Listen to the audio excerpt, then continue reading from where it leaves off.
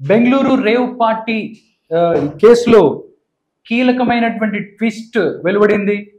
హేమ ఎవరైతే ఉన్నారో ఆమె రక్త నమూనాలో డ్రగ్స్ ఉన్నట్టు కనుక్కుంది, నార్కోటిక్. దీనికి సంబంధించి మనతో పాటు వివరాలు అందించడానికి మనతో పాటు ఉన్నారు మాస్టర్ దుర్గాప్రసాద్ గారు. నమస్కారం మాస్టర్ గారు. నమస్కారం రాధాకృష్ణ గారు. సార్, బెంగళూరు రేవ్ పార్టీ కేసులో ఊహించిన ట్విస్ట్ వచ్చింది.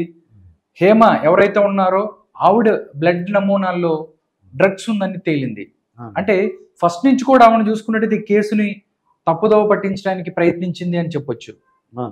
ఇప్పుడు ఈ డ్రగ్స్ కి సంబంధించి ఈ కేసులో ఆమె బ్లడ్ శాంపిల్స్ తీసుకున్నట్టు దాంట్లో పాజిటివ్ వచ్చిందని చెప్తున్నారు నార్కోటిక్స్ వాళ్ళు. ఏం చెప్తారు సార్ దీని గురించి? అసలు ఈ హేమ గురించి చూస్తే ఫైర్ బ్రాండ్ అని అనుకుంటుంది తను. ఫైర్ బ్రాండ్ అని చెప్పి ఒక సందర్భంలో శివబాలాజీ అని అతను మా ఎలక్షన్ జరిగినప్పుడు చేయి కొరికేయడం, ఏదో ఒక విధంగా అంటే వార్తల్లో ఉండాలని కోరుకుంటుంది అంటారు. సినిమాల్లో తనే పెద్ద అన్నట్టు, తనకి మించి అన్ని విషయాలు అన్ని తెలుసని మొత్తం అన్ని ఒక గెస్ట్ అంటే ఒకటి భయపడ్డారు అనమాట అండి. వాళ్ళని అంటే ఒక షాప్ ఓపెన్ కి ఈవిడ పిలుస్తాను అన్నారటండి. పిలుస్తానికి అది ఓపెన్ చేస్తే అమ్మ ఆవిడ పిలవద్దని అన్నారు. దేనికంటే ఒక అమౌంట్ మాట్లాడుకుంటారటండి. అమౌంట్ మాట్లాడిన తర్వాత వచ్చిన తర్వాత నాకు గొలిసిపోయింది, నా అది పోయింది ఇది పోయింది అని చెప్పేసి మళ్ళీ ఎక్స్ట్రా మనీ తీసుకుంటారంట. అతను అలా చెప్పాడండి. నిజమా అని అడిగానమాట. అమ్మ బాబాయ్ ఆవిడ చాలా డేంజర్ అని అలా అన్నారు. అంటే ఏంటి, ఆవిడ నోరి దురుసు ఎక్కువ, నోటి దురుసు ఎక్కువ. అలాగే మీకు చెప్పిన దాకా మా ఎలక్షన్ ఎలా ప్రవర్తించిందని చెప్పాను. అయితే వీడు ఎక్కడ బుక్ అయిందంటే అదే లొకేషన్ లో నిలబడి చెట్టు దగ్గర నిలబడి పక్కకు వచ్చి నేను హైదరాబాద్ లో ఉన్నానని చెప్పేసి అదే డ్రెస్. రాధాకృష్ణ గారు మన దగ్గర వీడియో ఉంది కదా, పక్కకు వచ్చి నేను అదే లొకేషన్ లో ఉండి వీడియో ప్లే చేయండి. నిజంగా నేను కూడా వీడియో చేసిన తర్వాత నిజంగా ఏంటి ఒక అమాయకురాలని తీసుకెళ్లి ఆ డ్రగ్ కేసులో వినిపిస్తున్నారని నేను కూడా బాధపడ్డానండి. కానీ అది ఫేక్ అని తెలిసిన తర్వాత ఏంటి నిజంగా ఎలా కూడా చేస్తారనిపించింది. అదే నేను ఇప్పుడే వీడియో బయట తీస్తున్నాను, నిన్ను కూడా లైన్ లోనే పెట్టాను. ఇప్పుడు నువ్వు ఏ ఛానల్లో వర్క్ చేస్తున్నావు? తెలుగు వన్. ఏమండి, నేను అన్ని ఆన్లైన్ లోనే ఉన్నాను, నేను మంచిగా ఫామ్ హౌస్ లో ఎంజాయ్ చేస్తున్నాను, చిల్ అవుతున్నాను. నా మీద ఈ ఫేక్ న్యూస్ వస్తుంది, ప్లీజ్ వేణు నేను మళ్ళీ చేస్తాను. మన వాళ్ళు కంటిన్యూస్ గా కాల్ చేస్తున్నారు, ఒక వీడియో బయట రిలీజ్ చేసేసి నీకుతో మాట్లాడతాను. సార్ ఎంత బాగా నటిస్తున్నారండి, బాగా చిల్ అవుతుంది అంటండి. చిల్ అవుతుందని చల్లగా చెప్పింది. కానీ అంటే ఆవిడ నటించడం కూడా మహానటిలాగా, అంటే ఫోన్ కాల్ వచ్చినట్టు మాట్లాడుతున్నట్టు కూడా చేయటం, కేసును కూడా పక్కదో పట్టించే ప్రయత్నం చేస్తుంది. దీనికి సంబంధించి కూడా బెంగళూరు పోలీసులు ఎవరైతే ఉన్నారో ఒక తప్పుడు సమాచారాన్ని మీడియాకి ఇచ్చి పక్కదో పట్టించేందుకు దీని మీద కూడా కేసు రిజిస్టర్ చేసింది బెంగళూరు పోలీసు అని చెప్తున్నారు. నిజంగా ఇంకా కూడా ఏం మాట్లాడింది ఒకసారి చూద్దామండి ఫైనల్ గా. ఓకే మా, థ్యాంక్ యూ. హాయ్ అండి, నేను ఎక్కడికి వెళ్ళలేదు, నేను హైదరాబాద్ లోనే ఉన్నాను. సో ఒక ఫామ్ హౌస్ లో ఎంజాయ్ చేస్తున్నాను, చిల్ అవుతున్నాను. సో నా మీద వచ్చే న్యూస్ ఫేక్ న్యూస్, అది అక్కడ మరి ఎవరున్నారో ఏమో నాకు తెలియదు. సో అది ఫేక్ న్యూస్ అండి, అవన్నీ నమ్మొద్దు. Okay, thank you. లాస్ట్ లో ముద్దు కూడా ఇచ్చింది సార్. ఇప్పుడు ఏం చేస్తుందంటే డ్రగ్ నేను తీసుకోలేదు నమ్మొద్దు అంటదండి. కాదు సార్, ఇప్పుడు పోలీసులు పిచ్చోళ్ళేం కాదు కదండి, వాళ్ళు చెప్తున్నారు మొత్తంగా తీసుకున్నట్టయితే ఈ కేసుకి సంబంధించి 150 మందిని అరెస్ట్ చేసిన తర్వాత దాంట్లో 57 మంది పురుషులు, అదే విధంగా 27 మంది స్త్రీలు ఎవరైతే ఉన్నారో వాళ్ళ దగ్గర నుంచి బ్లడ్ శాంపిల్స్ తీసుకున్నారు. వాళ్ళల్లో మాక్సిమం పర్సన్స్ బ్లడ్ నమూనాల్లో డ్రగ్స్ ఉందని చెప్తున్నారు. దాంట్లో హేమ కూడా ఉంది.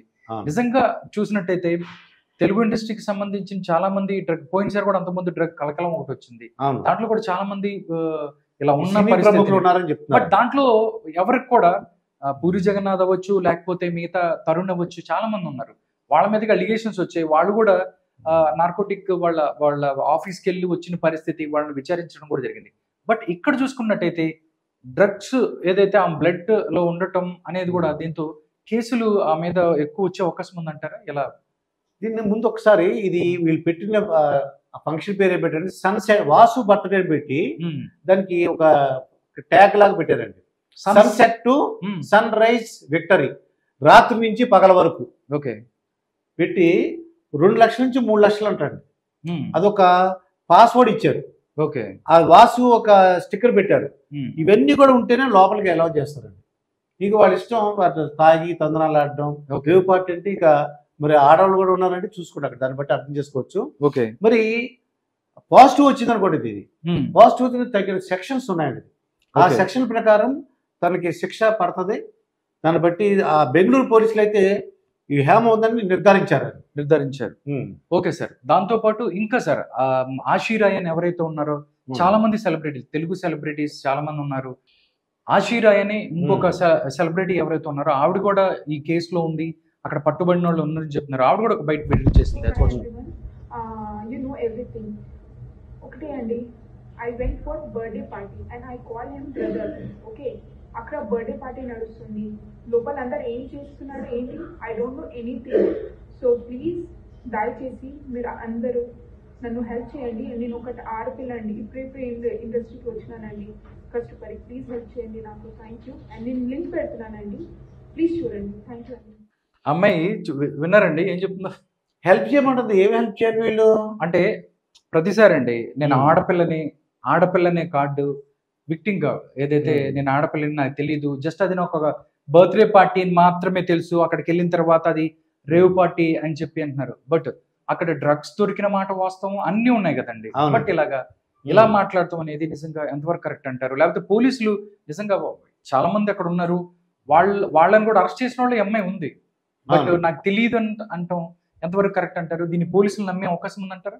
పోలీసులు అసలు నమ్మలేదు. ఎందుకంటే శాంపిల్ తీసుకున్నప్పుడు పాజిటివ్ వచ్చినప్పుడు తగిన యాక్షన్ ఉంటుంది. వాళ్ళు చేసింది ఏంటంటే ఫ్యూచర్లో ఇంకెవరు చేయకూడదండి. అవును. ఇప్పుడు వీళ్ళు వదిలేశారనుకోండి, ఇది ఇంకా ఫ్యూచర్లో ప్రతి వాళ్ళు కూడా మనం పట్టుబడచ్చు. లేదంటే మనకి పెద్ద ఏముండదు యాక్షన్. హేమ మీద ఏ యాక్షన్ ఉంది, అవును, ఆశీర్వాద్ మీద ఏ యాక్షన్ ఉంది, మనం కూడా బయటకు వచ్చేసి ఒక సిగ్నల్ వెళ్తుందండి, ఒక సైన్ వెళ్తుంది. అవును. అలా కాకుండా వాళ్ళు బెంగళూరు పోలీసులు ఆ డీజీపీ గారు ఒక స్ట్రిక్ట్ వార్నింగ్ ఇచ్చారండి. ఎటువంటి పరిస్థితుల్లోనూ ఆ రాష్ట్రంలో ఈ డ్రగ్ డిస్ట్రిబ్యూట్ ఉండకూడదు. అవును. అదర్ స్టేట్ వాళ్ళు మన దగ్గర ఎందుకు రావాలి, మన స్టేట్ కి మంచి పేరు ఉండాలి, ఇటువంటి వాళ్ళని వదలొద్దని చెప్పేసి ఆయన ఒక కింద స్థాయి అధికారులకి ఆయన ఒక ఇన్స్ట్రక్షన్ ఇచ్చాడు. నిజంగా చూసుకున్నట్టయితే అంతకుముందు హైదరాబాద్ కి సంబంధించిన చాలా చోట మనకి డ్రగ్స్ ఏదైతే ఉన్నాయో ఈ రేవ్ పార్టీలు కూడా జరిగినట్టు ఉండేదండి. బట్ రేవంత్ రెడ్డి వచ్చిన తర్వాత వాళ్ళు ఎవరైతే ఉన్నారో డీజీపీ అవచ్చు మిగతా వాళ్ళు ఫస్ట్ చెప్పారు డ్రగ్ ఫ్రీ హైదరాబాద్ చేస్తాము, డ్రగ్ ఫ్రీ తెలంగాణ చేస్తామని చెప్పారు. ఇక్కడ భయపడే వాళ్ళు బెంగళూరుకి వెళ్ళారు అనుకోవచ్చు. అంతే కదా. మరి ఇక్కడ ఏంటంటే రేవంత్ రెడ్డి కొత్తగా వచ్చారు, ఉక్కు పాదంతో అణిచేయాలి. అవును. అసలు ఎక్కడ కూడా డ్రగ్ అనే మాట వినపడకూడదు, సప్లై చేయకూడదు, ఎక్కడి నుంచి వస్తుందో క్యాచ్ చేయండి అని రేవంత్ రెడ్డి గారు ఫుల్ వార్నింగ్ ఇచ్చారు. మొత్తం అంటే ఆఫీసర్లందరూ కూడా చెప్పారు మాట అండి. ఇటువంటి పరిస్థితులు ఉక్కు పాదంతో దాన్ని అణిచి చెప్పేసి నిజంగా రాధాకృష్ణ గారు ఆ డ్రగ్ వల్ల ప్రజలు అంటే ఆ యువత ఉద్యోగం చేయలేకపోవటం, వాళ్ళ కుటుంబాలను నాశనం చేసుకోవడం, అంటే వాళ్ళు అనుకున్న పనిని జీవితంలో ముందుకు వెళ్ళలేరండి. వాళ్ళు చాలా ఇబ్బంది పడుతుంటారు అన్నమాట. అవును.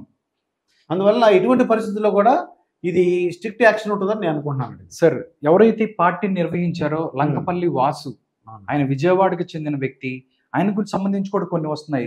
బెంగళూరు రేవ్ పార్టీ నిందితుడు లంకపల్లి వాసు ఏపీలో విజయవాడ బ్రహ్మంగారి మఠం వీధిలో నివాసం ఉంటాడు.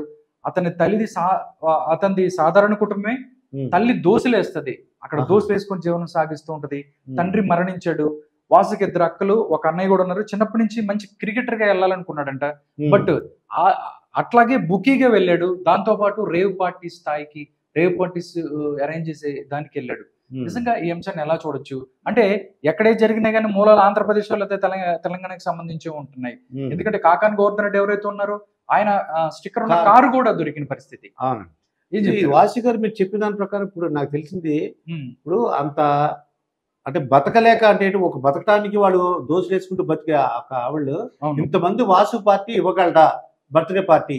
దీన్ని మనం క్లియర్ గా అర్థమైపోతుంది మనకు. అక్కడ 2 లక్షల నుంచి 3 లక్షల వరకు ఫీజు అట్టండి లోపలికి వెళ్తానికి గేట్ ఫీజు. దాన్ని బట్టి అక్కడ ఏది ఉంటే కొనుక్కోవాల్సి వస్తుంది, కొనుక్కోవాలండి. ఇవన్నీ కూడా మళ్ళీ కొనుక్కోవాలి. ఆ డ్రగ్స్ అని కూడా కొనుక్కోవాలి, లోపల అమ్ముతుంటాడు ఒకడు, ఆ దగ్గర కొనుక్కోవాలన్నమాట. ఇవన్నీ కూడా అరికట్టాలండి. మొత్తం అంటే ఏంటంటే మన తెలుగు రాష్ట్రాల్లో యువత అందరూ కూడా బాగా చదువుకోవాలి, వాళ్ళు మంచి భవిష్యత్తు ఉండాలి. ఇటువంటి పరిస్థితుల్లోనూ రేవంత్ రెడ్డి గారు కానీ అక్కడ రాబోయే కూటమి కానీ వచ్చే పరిస్థితి ఉంది. ఎందుకంటే ఆంధ్రప్రదేశ్ లో కూడా మనం చూసుకున్నట్టయితే గంజాయికి సంబంధించి చూస్తే గంజాయిలో నెంబర్ 1 ఆంధ్రప్రదేశ్ అయిన పరిస్థితి కనపడుతుంది గత 5 సంవత్సరాలుగా. అవును. యూత్ ఎవరైతే ఉన్నారో గంజాయి మత్తులు తూలుతూ అరాచకాలు చేస్తున్న పరిస్థితి కనపడుతుంది. ఉమ్. ఇలాంటి చర్యల మీద తెలుగు రాష్ట్రాల్లో ఎలాంటి చర్యలు తీసుకోవాలి మీరు అనుకుంటున్నారు? ఫైనల్ గా ఏం చెప్తారు? ఎటువంటి పరిస్థితుల్లో ఇది రిపీట్ అవ్వకూడదు అనేది. రేవ్ పార్టీ కండక్ట్ చేద్దాం అనుకున్న వాళ్ళకి ఒక లెసన్ లాగా ఇది లెసన్ ఇది ఒక గుణపాఠంలా కావాలండి. ఉమ్. అమ్మ బాబోయ్ హేమ అని అశురాయన్ జ్ఞాపకం రావాలి. ఇంక ఇటువంటి పార్టీలు కానీ బర్త్డే పార్టీలు కానీ ఈ బర్త్డే పార్టీల పేరు చెప్పుకుని ఈ రేవ్ పార్టీలు ఎవరు కూడా వెళ్ళటానికి భయపడాలన్నమాట అండి. ఓకే, నిజంగా చూసుకున్నట్టయితే బెంగళూరు రేవ్ పార్టీకి సంబంధించి సంచలన విషయాలు ఒక్కొక్కటి బయటకు వస్తున్నాయి.